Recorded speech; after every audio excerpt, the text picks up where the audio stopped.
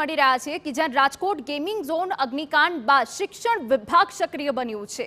Fire સેફટીને લઈ ડીઈઓની team દરેક શાળાની મુલાકાત લેશે। ફાયર સેફટીના ઉપકરણો ચાલુ છે કે નહીં તેની હવે તપાસ કરવામાં આવશે। એન્ટ્રી એક્ઝિટ અને ફાયરના સાધનો ચાલુ છે કે નહીં તેની તપાસ કરાશે। શાળા શરૂ થાય તે પહેલા ફાયર સેફટીનું સર્ટિફિકેટ લેવાનું રહેશે। શાળા શરૂ થાય ત્યારે મોક ડ્રીલ કરવાના પણ નિર્દેશ અપાયા છે।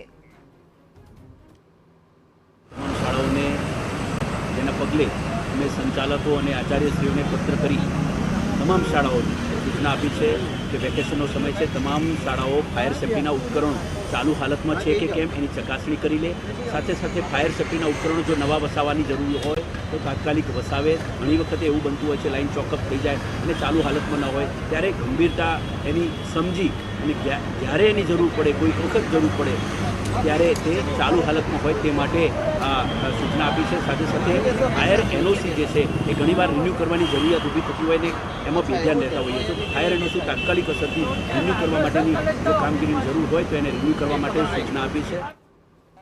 ગોઝારી ઘટના બાદ રાજ્યની શાળાઓ કેટલી સુરક્ષિત છે એને લઈને અમદાવાદમાં ખાસ તો તપાસ કરવામાં આવી રહી છે। અમદાવાદ ડીઓ દ્વારા એક પરિપત્ર કરવામાં આવ્યો। એ પરિપત્ર બાદ જે ટીમ છે એ અત્યારે હાલ તમામ શાળાઓ સુધી પહોંચી રહી છે અને એ તપાસવામાં આવી રહ્યું છે કે શાળાની જે ફાયર સિસ્ટમ છે એ કેવા પ્રકારની છે। આ સિવાય જે એનઓસી આપવામાં આવેલું છે એ કયા પ્રકારની છે, આ સિવાય જે વિશલ છે એ વાગે છે કે કેમ સહિતની તમામ તપાસ છે એ કરવામાં આવી રહી છે। આ સિવાય એક્ઝિટ અને એન્ટ્રી કયા અંતરે છે એ સહિતની તમામ તપાસ કરવામાં આવી રહી છે। આ સિવાય શાળાને આપવામાં આવેલું જે એનઓસી છે એ બરોબર છે કે કેમ એની પણ તપાસ અત્યારે હાલ કરવામાં આવી રહી છે। મહત્વનું છે કે જિલ્લા શિક્ષણ અધિકારી દ્વારા એક પરિપત્ર કરવામાં આવ્યો છે અને એ પરિપત્રમાં તમામ શાળામાં જઈને ફાયરની સિસ્ટમ કેવા પ્રકારની છે, અપ ટુ ડેટ છે કે કેમ એની તપાસ અત્યારે હાલ ચાલી રહી છે।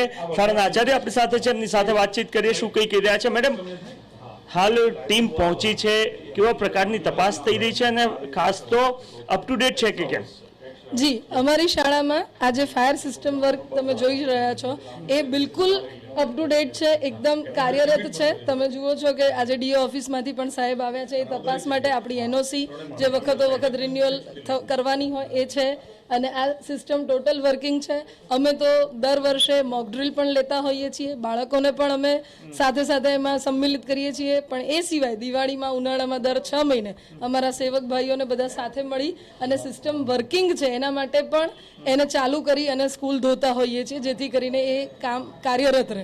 ઘણી વખત એવું બને કે સ્કૂલમાં સિસ્ટમ લાગેલી હોય પરંતુ વપરાશ ના હોય તો ક્યાંક પડી ખોટકાઈ જાય, આવું બને અને એવું ન બને એ માટે અમે સતત ચિંતિત હોઈએ છીએ। ઓકે, તો શાળા પણ ચિંતિત છે કે જે સિસ્ટમ અહીંયા લગાવવામાં આવી છે યોગ્ય રીતના કામ કરી રહી છે કે નહીં, અને આ સાથે જિલ્લા શિક્ષણ અધિકારીની ટીમ પણ તમામ શાળાઓ સુધી પહોંચી રહી છે અને ફાયરની વ્યવસ્થા કેવા પ્રકારની છે એની તપાસ થઈ રહી છે અને આવતીકાલ સુધીમાં મોટાભાગની તપાસણી થઈ જશે અને ત્યારબાદ જિલ્લા શિક્ષણ અધિકારીને રિપોર્ટ પણ સબમિટ કરવામાં આવશે।